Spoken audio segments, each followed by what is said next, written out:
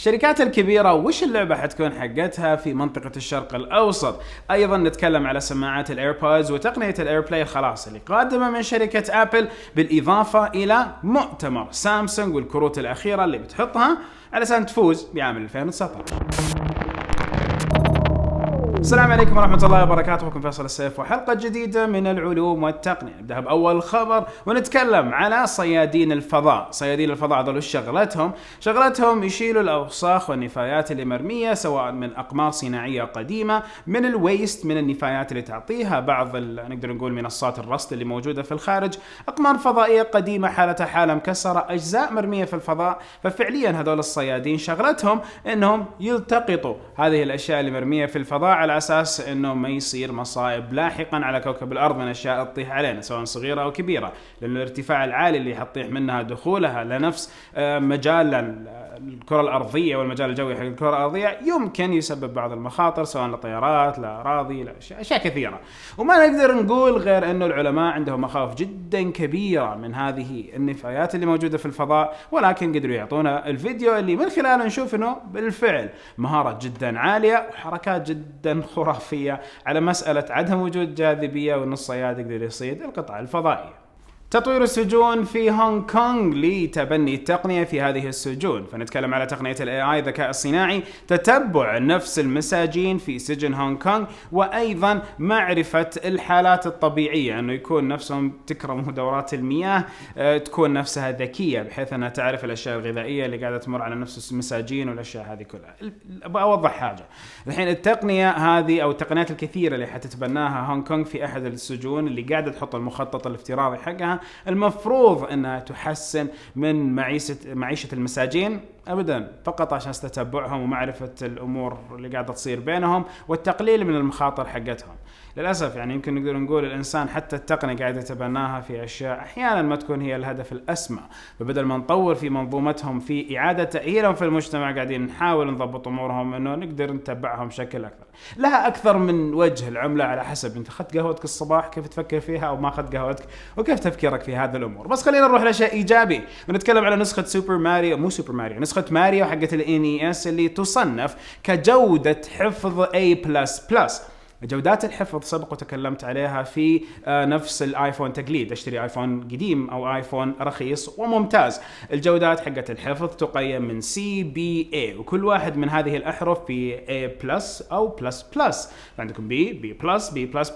فعندكم اكيد نتكلم على النسخة هذه من النسخ النادرة، استيكراتها ممتازة، الغلاف ممتاز، كل شيء ممتاز. في المزاد العلني اللي صار في لوس أنجلس وصل سعرها لفوق $100,000، حوالي 370,000 ريال قيمة هذه النسخة اللي تم بيعها في المزاد. فهنيئا لمن اشتراها واخذها، هنيئا له. أنا مستانس على الموضوع عادي، الله يقوي. أنا شاري أشياء أكثر عندنا هنا في مكتبة تيك بيلز. وبما أني تكلمت عن لعبة محفوظة، خليني أقول لكم من عام 2018 حسب الدراسات تبين أنها أفضل سنة من ناحية الجوالات معادة التأهيل أو جوالات المستخدمة، بحيث أنه في هذه السنة ازدهرت بشكل جدا كبير الجوالات معادة التأهيل أو سكند هاند. هذه الجوالات المستعملة المستخدمة كان لها تواجد جدا كبير، بالذات لو تكلمنا على السوق الأوروبي والسوق الأمريكي. فزادت مبيعات هذه الجوالات بشكل جدا ضخم وكبير، مما يعني أن المستهلكين صاروا أوعى، المستخدمين صاروا أكثر.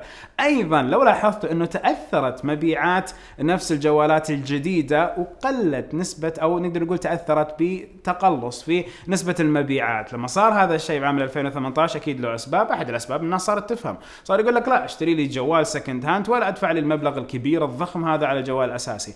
فهذا الشيء أيضا حيكون في عام 2019 أكثر وأكثر، وحتلاقوا في أسواق مخصصة لجوالات معادة التأهيل أكثر من أول، وفي متاجر أكثر حتكون عن هذا الأمر. وارجع وأذكركم تشوفوا الفيديو حق آيفون أرخص، يمكن هذا الشيء يجيب لكم إيجابية وتستفيدوا منه. ننتقل لبلاك بيري اللي ما زال لها تواجد، ولكن ما حتكلم على جوالات بلاك بيري، ولكن أتكلم على استثمار ضخم من شركة بلاك بيري الكندية. موجه هذا الاستثمار لمنصة الQNX المخصصة للسيارات والأنظمة حقت السيارات تلقائية القيادة. بالفعل بلاك بيري موجودة ولها تواجد في هذه المنصة، ولكن استثمارهم الضخم الأخير علشان يثروا هذا التواجد، يزيدوا من الأبحاث والتطوير بالذات في كندا على منصة الQNX حقتهم المخصصة للسيارات ذاتية القيادة. بلاك بيري مرة انسحبت من الجوالات بشكل جدا كبير، ولكن لهم أجهزة جديدة. هل تثق في مبادرة استبدال البلاستيك عالميا؟ والخبر اللي تكلمنا عليه المرة الماضية بالوقود اللي منتج من البلاستيك، أكثركم قالوا طبعا 66%، فاللي قالوا طبعا أكيد لهم إيجابية موجودة أو قاعدين يفكروا بشكل إيجابي، مو إنه الباقيين يفكروا بشكل سلبي أبدا، ولكن هي مجرد الوعي وإنه نشوف بعيوننا، كلنا نحتاج بعيوننا نشوف هذا الأثر الإيجابي لإعادة التدوير علشان نبدأ نؤمن فيه الاشياء الحسنه اللي تيجي منه، صح ولا لا؟ خدمه ابل باي قادمه للمملكه العربيه السعوديه في يوم الثلاثاء اللي هو 19 فبراير.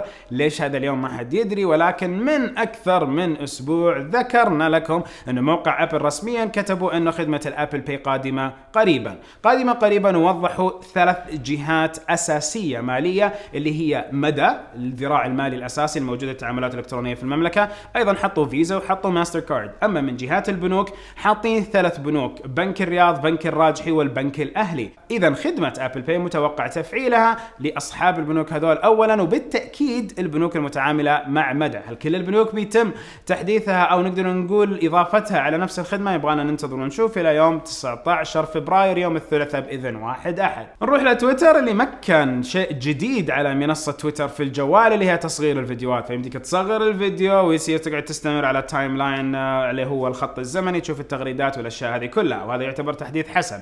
ولكن في خبر سلبي نوعا ما على تويتر، ان تويتر تحتفظ بالرسائل حقه الدي ام، الرسائل الشخصيه اللي مرسله بينك وبين شخص لسنوات رغم انك يمكن تكون حذفتها. هل هذا الشيء امني؟ هذا الشيء مصرح له من تويتر؟ لو رجعنا لنفس الاتفاقيه اللي بينك وبين تويتر من يوم ما تحمل التطبيق وتسجل معاهم، نعم يجوز لهم هذا الشيء اذا كان عندهم اسباب سواء قانونيه اسباب شخصيه. نرجع لثغره اللي هو السلوك الشخصي والامن، ونصير دائما نقول نبغى حريتنا، نبغى الامن، نبغى الخصوصيه حقتنا. ولكن اذا انت قاعد تتكلم على منصات تواصل اجتماعي، انت لما تسجل مع منصه التواصل الاجتماعي اعرف انه معلوماتك ما حتكون محفوظه وخاصه فيك فقط، فيمكن يكون بينك وبينهم حسب الاتفاقية اللي قلت نعم وافق عليها، يكون لهم الحق في استخدام محتواك. يتمت أو إتمام كثير من الدراسات التسويقية على المحتوى اللي أنت تسويه والأشياء اللي تسويها.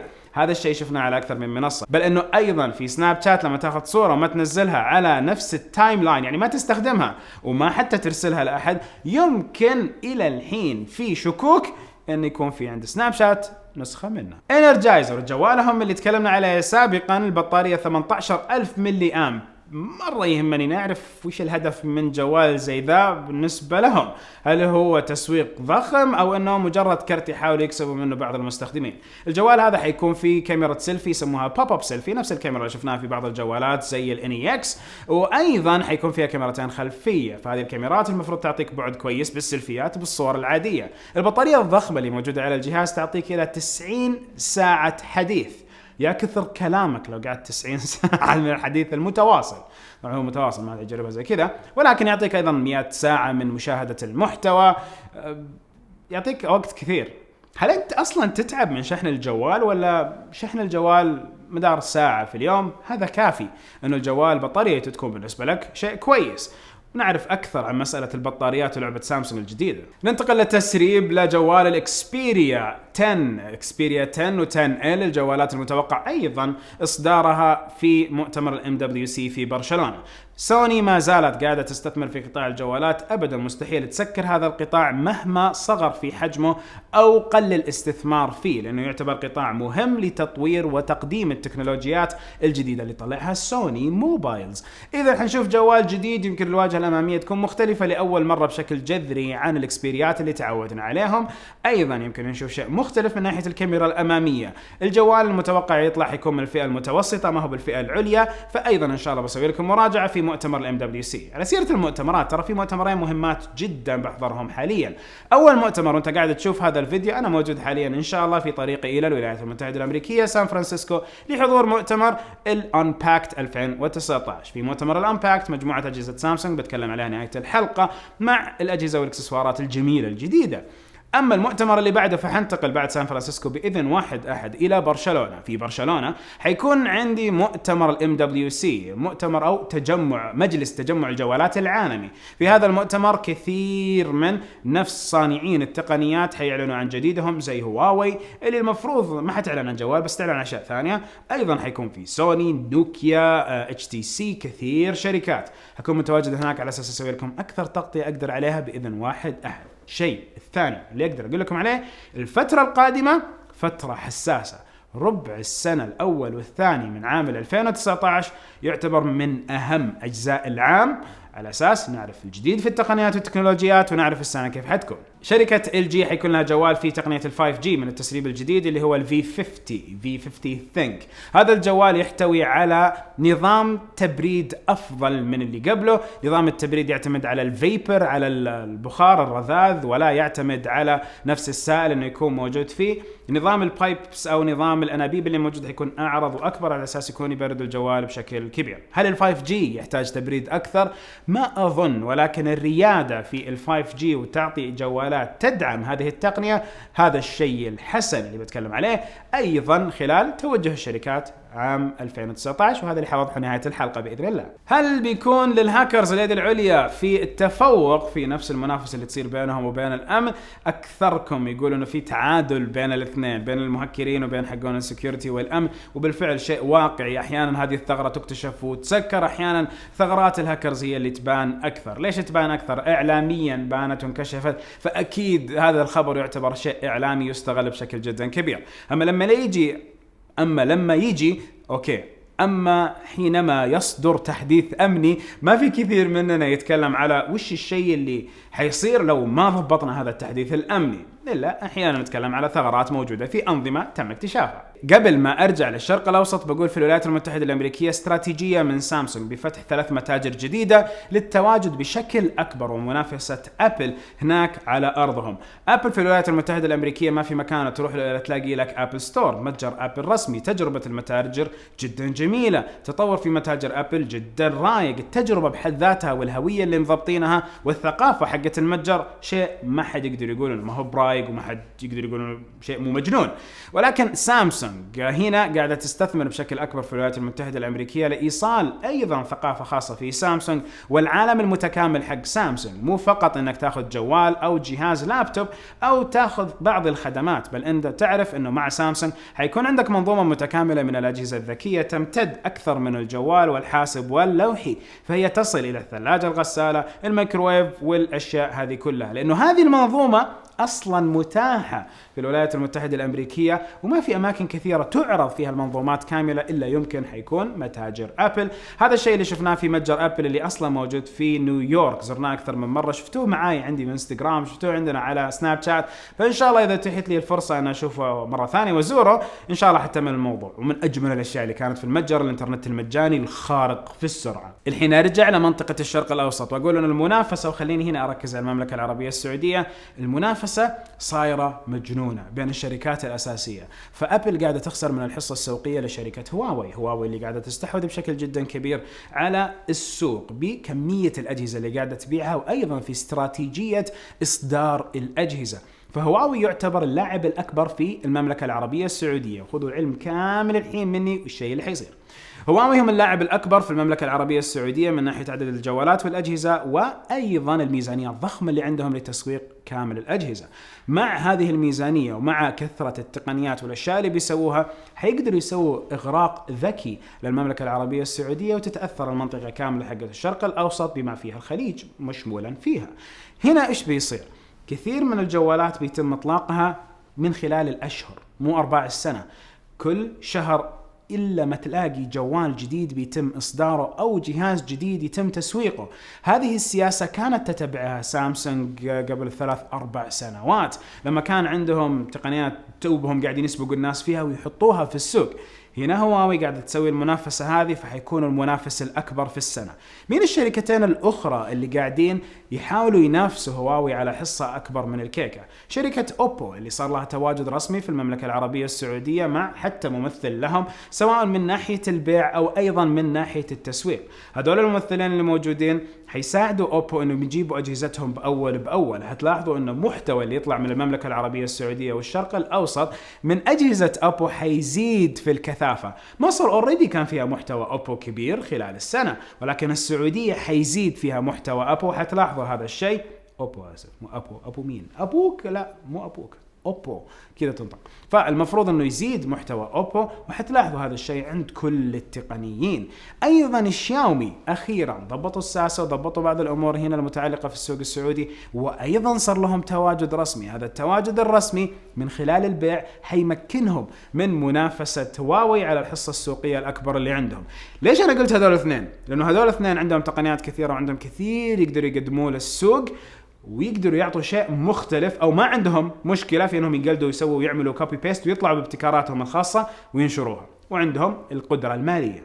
نيجي لسامسونج. غريبه ما تكلمت عليها صح؟ لا مو غريبه. سامسونج عام 2019 بعد التشبع والنضوج الضخم اللي صار في اجهزتها، الحين هم على المحك. مو على المحك بسبه انه ما عندهم شيء جديد وما عندهم ميزانيات، ابدا. هم على المحك لانه المنافسه كثرت، وكثر الناس اللي ينافسوهم على منتج شبيه بمنتجهم. هم عندهم الريادة في شاشاتهم، عندهم الريادة في القدرات حقة الجوالات، وعندهم الهوية الخاصة فيهم. فما تنازلوا إلا مؤخرا، وصار عندهم الدمعة والحفرة اللي في الشاشة والقذلة والأشياء هذه كلها. ولكن موجود منافسة ضخمة في التسويق ضدهم في المملكة العربية السعودية وغيرها من مناطق الشرق الأوسط. ما زالت أجهزتهم القوية، ما زال الإيكو سيستم حقهم ضخم ومبهر. الشاشات حقتهم من أكثرها انتشارا، وأيضا نتكلم على جوالاتهم من أكثرها انتشار. فهنا يبغانا الخدمات، يبغانا سامسونج يقربوا لنا بشكل كبير على أساس يحصلوا على حصة سوقية أكثر. الكلام اللي كان ينقال لنا إحنا للتقنيين عام 2000، خلينا نجيب السنة صح، 2015. أنت سامسونج، أنت بس تاخذ سامسونج، أنت بس تتكلم عن سامسونج، بسبب كثرة أجهزة سامسونج وقلة أجهزة أبل. في السنة 3 أجهزة أبل، في السنة نفسها حيكون في 10 أجهزة سامسونج. فلو كل واحد من الأجهزة سوينا له قطعة محتوى واحدة، حيطلع هنا 3 وهنا 10. طبيعي حتقول عني أنا دائما أتكلم سامسونج، ولكن إحنا نسعى وراء إنتاج محتوى. فطبيعي المحتوى المعرفي الفائدي هذا لازم نجيب لكل جوال نلاقيه. هذه السنة حتلاقي كثير شاومي، كثير هواوي، كثير أوبو، وسامسونج نضجت، فصار ما عندهم إلا كم جهاز أساسي في السنة. هل حيرجعوا لعام 2015 وسياستهم ويكثروا تسويق للأجهزة؟ لا ما أظن. ولكن اللي إحنا نقدر نسويه عن نفسي هنا في الشبكة، إيش اللي بسويه؟ أي جهاز إن شاء الله ينزل لشركة سامسونج في السوق، إحنا بنجيبه ونحاول نوريكم يعني.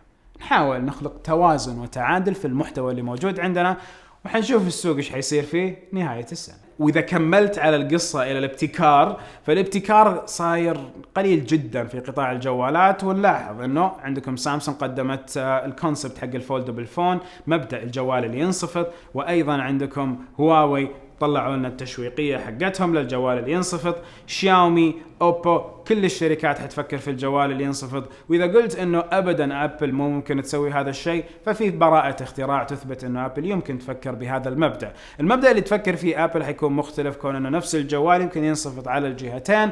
ما أظن إنه شيء عملي، وما ندري إلا إنه هذه كونسبت باتنت، براءة اختراع يتم تقديمها. فهل يمكن هذا هو الشيء الأساسي اللي يطلع؟ يمكن أبدا ما نشوفه، ولكن إلا ما يكون في شيء في مخطط أبل يثبت ويبين لنا إنه حيطلع في المستقبل بشيء زي كذا. وخليني أختم بالإيربودز 2 وأيضا الإير باور. فالإير باور المنصة حقت الشحن، المفروض أنها تشحن لك أكثر من جهاز من شركة أبل. فالساعة والسماعة والجوال كلهم تشحنهم في الإير باور كمنصة موحدة للشحن اللاسلكي. وأيضا حيكون عندكم تطورات على الإيربودز في النسخة الجديدة اللي حتنزل في اللون الأسود. فإذا أنت أصلا تبغى إيربودز لون أسود، هتحصل على التحديثات الداخلية على نفس السماعة، تحصل على بيس أقوى، تحصل على توازن أفضل في الصوت، ونويز كانسليشن افضل او لها يستحدث نويز كانسليشن كويس على نفس السماعات.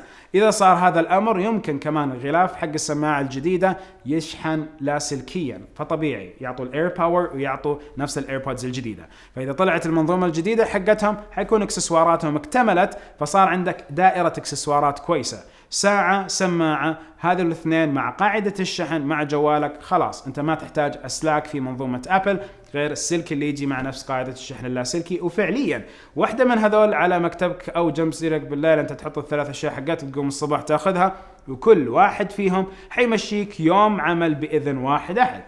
منظومة تكاملت بالنسبة لهم. فهذه اللي يسموها البيكينس او نقدر نقول الدايركتيف بلانينج، انه التسويق والخطه انه المستخدم يكون كذا، ما حطوا ببالهم المغريات الكثيره اللي موجوده من تقنيات واشياء اخرى يطلعها الناس من حولهم من شركات. ننتظر نشوف بالفعل سنه 2019 تكون سنه محك في اشياء جدا كثيره باذن الله. تكون هذه الحلقه عجبتكم. ويا جماعه ايش سالفه اللايكات؟ انه صارت الحلقات ما تجيب الا 5000 لايك. اللايك ما يجيب لنا اي دخل مالي، ولكن يبين لنا محبتكم لنفس المحتوى. في نهايه الحلقه وكل حلقه ما اقول الا سبحانك اللهم وبحمدك، اشهد ان لا اله الا انت، استغفرك واتوب اليك. ومساله اللايك هذه اكيد راجعت لكم، فشكرا لكم. نشوفكم على خير. السلام عليكم ورحمه الله وبركاته.